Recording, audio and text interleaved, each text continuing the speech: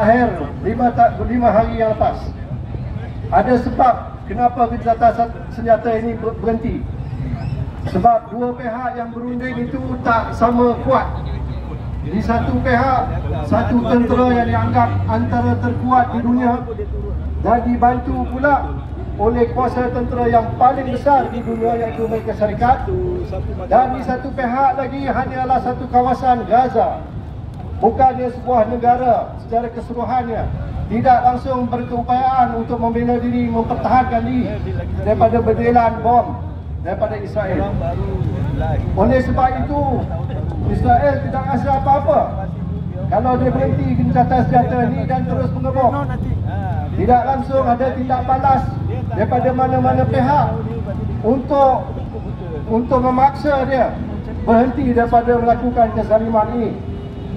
Itu sebabnya rundingan tak berjaya, tuan-tuan dan puan-puan. Oleh sebab itu kita tahu, kalau rundingan ni nak berjaya, dua-dua pihak itu mesti sama kuat. Macam mana kita nak kuatkan Gaza? Saya ingin mencadangkan agar negara-negara jiran di Palestin itu menghantar bala tentera mereka untuk menyerang Israel.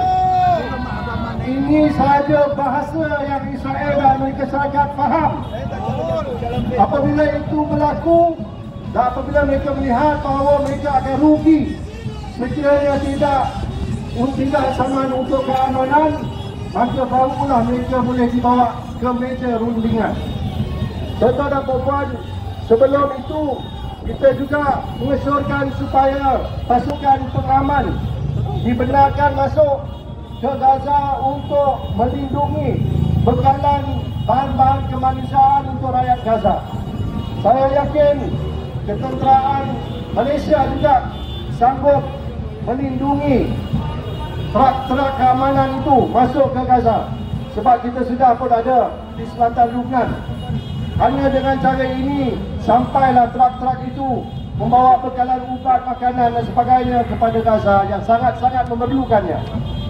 Dan itu juga yang kita harap, supaya Israel tak akan berani untuk mengebom apabila ada tentera-tentera pengaman bukannya bersenjata yang ada dalam Gaza mewakili masyarakat dunia.